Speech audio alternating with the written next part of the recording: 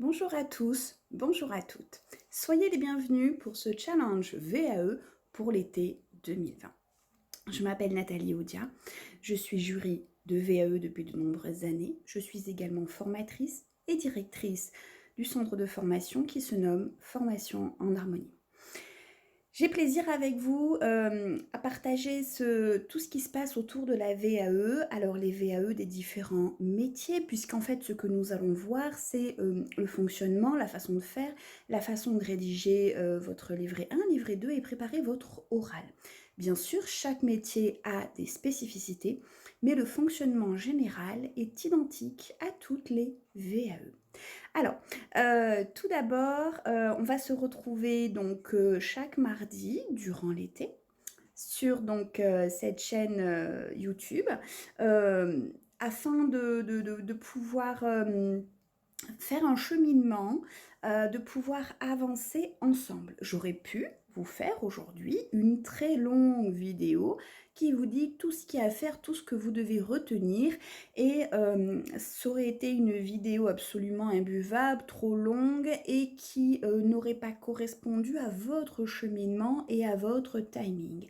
Donc on va se retrouver chaque mardi parce que durant la semaine, vous aurez pu réfléchir à ce que j'ai évoqué, vous aurez pu effectuer des recherches complémentaires, vous aurez pu en fait faire votre petit cheminement, faire votre rédaction au niveau du livret 1, livret 2, et vous pourrez ensuite donc chaque mardi avoir de nouvelles informations qui seront la continuité de ce que vous aurez fait vous à titre personnel durant la semaine depuis la dernière vidéo. Le but d'une VAE, c'est vraiment, quel que soit le métier, de faire valoir par un diplôme ce que vous avez appris durant votre activité salariée, votre activité bénévole. En fait, ce que vous avez appris sur le terrain.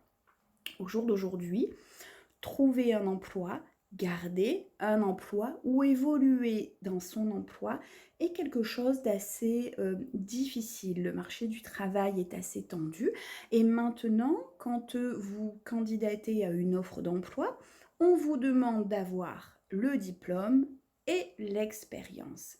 Sauf que avoir le diplôme en sortant de l'école, c'est une bonne chose, mais il vous manque l'expérience. Mais il faut bien qu'au début, quelqu'un vous donne votre chance en tant que diplômé non expérimenté pour pouvoir acquérir une expérience. Eh bien, le principe de la VAE est très apprécié par les différents recruteurs, eh bien parce que vous avez d'abord travaillé, vous avez d'abord appris sur le terrain, vous avez d'abord appris auprès des professionnels les gestes, la façon d'être, la façon de faire, et ensuite vous avez validé ça par un diplôme. Et lorsque vous êtes diplômé de la VAE, vous avez un atout supplémentaire aux personnes qui sortent de l'école, c'est-à-dire que vous avez déjà l'expérience, déjà la mise en pratique et aussi le diplôme, ce qui n'est pas du tout le cas des personnes fraîchement diplômées qui sortent des écoles. Bien sûr, chacun choisit sa façon de faire. Je ne critique en aucun cas le fait d'effectuer une formation en passant par l'école ou par une formation. Je mets juste en avant pour vous les points positifs que sont le passage d'une VAE, validation des acquis de l'expérience. Si vous voulez, passer un diplôme ou une formation en centre de formation ou à l'école, c'est comme passer le permis. Je prends des heures de conduite. Dès que je conduis à peu près, on me présente au permis. Si ça passe juste, hop, j'ai mon permis. Mais on ne peut pas dire que je sois un conducteur expérimenté. Par contre, si je fais la conduite accompagnée, d'abord je conduis pendant 2 ans sous la supervision d'une personne. J'apprends à chaque instant, j'apprends dans des situations concrètes où là, l'accompagnant va nous dire « Mais non, freine, attention, il va te couper la route, voilà, ou regarde bien, attention, là ça va glisser, il a plu. » Toutes ces petites choses-là, vous les avez appris. Et le jour où vous allez passer votre permis de conduire, vous aurez votre permis de conduire et l'expérience de la route. Eh bien, la VAE, c'est pareil, c'est la conduite accompagnée du travail. Et c'est pour ça que c'est nettement plus apprécié par les recruteurs. Alors, je vous explique un petit peu. qu'est-ce qui va se passer entre nous? Donc, ce challenge est totalement gratuit. Nous sommes heureux de vous accompagner dans cette démarche afin de vous permettre d'évoluer professionnellement ou d'acquérir un emploi. C'est plutôt une bonne chose, non, pour 2020-2021. Alors, la VAE ne se fait pas d'un coup de baguette magique, il faut un peu de temps. C'est un cheminement personnel pour faire valider ce qu'on a appris. Parfois, on a l'impression qu'on n'a pas appris, qu'on ne sait pas tout, comme exactement tout ce qui est demandé pour le diplôme. Et finalement, je vais vous mener sur le chemin de la réflexion et vous allez vous rendre compte qu'en fait, vous avez appris sur le terrain beaucoup plus que vous ne le pensiez, au travers de l'expérience que vous allez faire valoir, mais aussi auprès de différentes expériences de la vie. Alors, comment ça se passe pour une VAE? Il y a encore quelques années, il fallait justifier de 3 ans d'expérience en lien direct avec le diplôme demandé.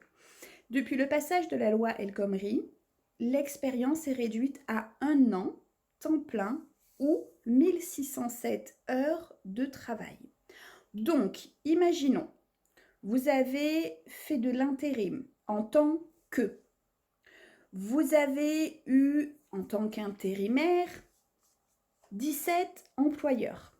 Vous avez fait des missions d'une journée, 2 journées, un petit remplacement d'un mois, ainsi de suite, pendant une période assez longue.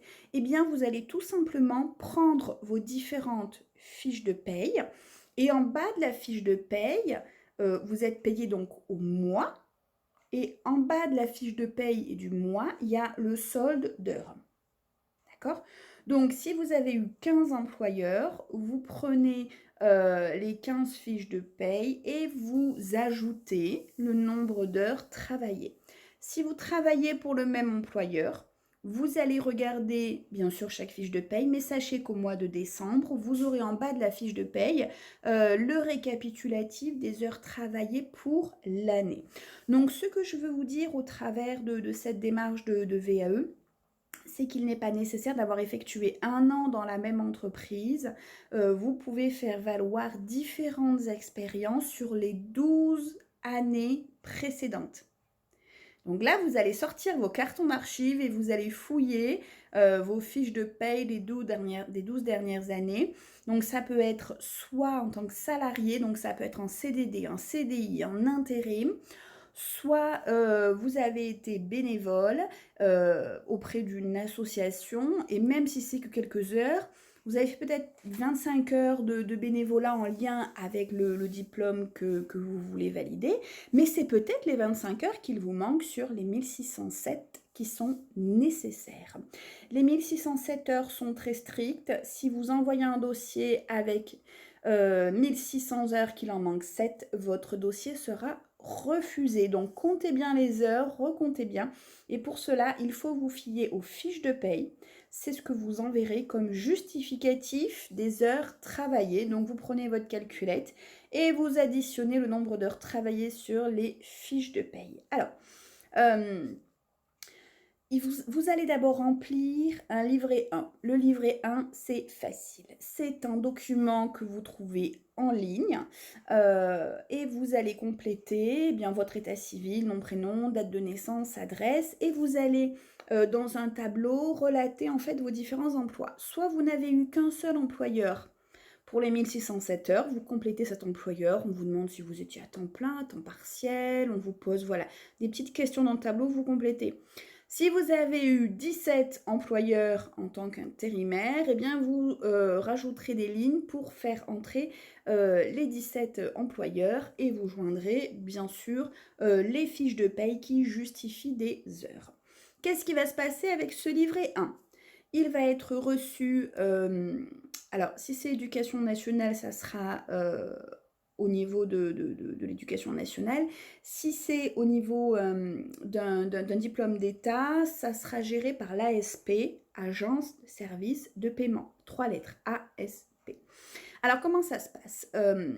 Des personnes me disent, c'est bon, mon dossier est validé, on me dit que j'ai les compétences. Non, on ne vous dit pas que vous avez les compétences quand vous avez un livret 1 qui est recevable. Alors la recevabilité veut dire que vous pouvez poursuivre le cheminement de la VAE vers le livret 2. Alors qu'est-ce qui lui arrive à votre livret 1? Tout simplement, à l'ASP, il y a des secrétaires qui reçoivent donc chaque dossier et elles vont examiner différents dossiers dans des métiers tous les plus différents les uns que les autres et elles vont se fier en fait à une fiche métier qui leur est fournie dans le logiciel. Donc, par exemple, on va prendre l'exemple d'auxiliaire de puriculture. Vous voulez valider auxiliaire de puriculture. Ne faites pas des tartines dans le livret 1, contentez-vous de marquer des choses essentielles. Réalisation de change, réalisation d'activités auprès des enfants, accompagnement lors des repas, donner un biberon, surveillance lors de sieste. Ne commencez pas à dire en fait au début je faisais ça, puis après quand ma collègue est partie, et à ce moment-là j'ai fait un lavage de nez. Non, non, non, faites simple, la secrétaire elle a une fiche de poste avec les compétences du diplôme que vous souhaitez valider et elle va regarder que vous ayez fait des choses qui sont en lien direct avec le diplôme que vous voulez valider. Donc ce livret 1, c'est un simple passage administratif. Lorsque la secrétaire valide le nombre d'heures, valide les compétences, par cette validation, elle veut juste dire les documents que vous m'avez fournis sont en adéquation avec le diplôme que vous demandez. Ça ne veut pas dire que vous allez obtenir votre VAE ou que votre expérience est significative pour obtenir le diplôme par la VAE. Attention à ce point-là. Le livret 1 est vraiment une étape très importante et indispensable et cruciale, mais elle ne présage en rien de la réussite. Donc ce livret 1, si vous ne l'avez pas encore téléchargé, il faut le télécharger sur internet et il va falloir fouiller dans vos fiches de paye pour justifier des 1607 heures. Alors, certaines personnes sont déjà peut-être un petit peu plus avancées, donc on va parler un petit peu du livret 2, ce qui vous permettra aussi dans la semaine de commencer à avancer. Vous allez devoir parler de vos différents emplois dans ce livret, de vos différentes compétences que vous avez développées, que vous avez acquis dans votre expérience professionnelle ou bénévole. Il va être important pour vous, alors déjà, de vous organiser un petit coin de travail. Alors, soit vous avez une pièce, c'est parfait, vous faites un bureau, il vous faudra un ordinateur, il vous faudra pas mal de brouillons, voilà, être bien installé.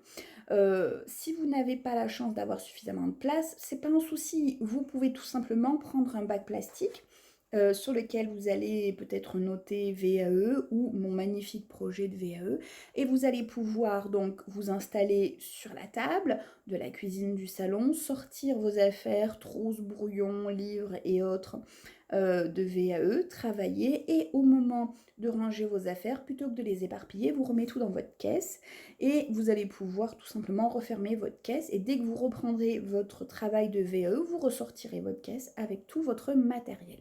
Alors, ça peut paraître un petit peu idiot, mais c'est quand même très important d'être un minimum organisé de façon à ce que les choses se passent simplement et efficacement dans votre parcours de VAE qui va vous demander en moyenne une petite année. Livret 1 plus livret 2 plus correction plus envoi, comptez de 8 à 12 mois. Je sais, vous n'aviez peut-être pas prévu ça. Il faut vraiment prendre le temps de cheminer et de bien préparer son dossier pour ensuite bien préparer son oral.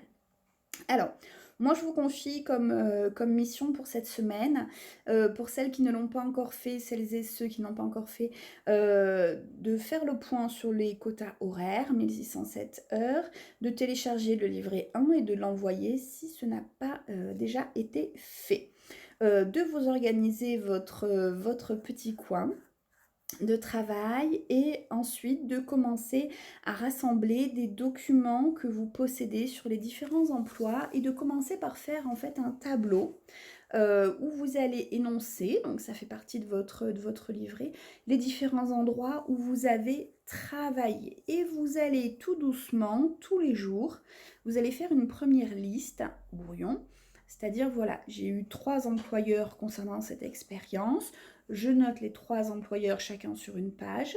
Je note ce que j'ai fait principalement le premier jour, donc je vais noter les grandes lignes, les grandes choses, et je vais y revenir le lendemain parce que dans la nuit j'ai pensé, ah oui mais c'est vrai que j'avais fait ça une fois, et puis quelques jours après, ah oui c'est vrai qu'une fois ma collègue était absente, j'avais fait ça, et vous allez voir que plus les jours vont passer et plus vous allez vous repencher sur ce tableau, plus vous allez voir de compétences et de pratiques professionnelles apparaître. Donc, ce n'est pas du tout anodin puisque c'est de ce tableau que va découler la suite du travail de ce que nous allons faire ensemble.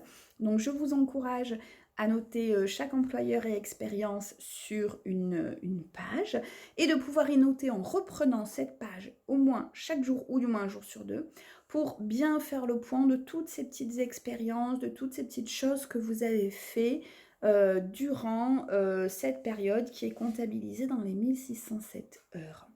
Vous allez ensuite pouvoir commencer à préparer un petit peu votre présentation.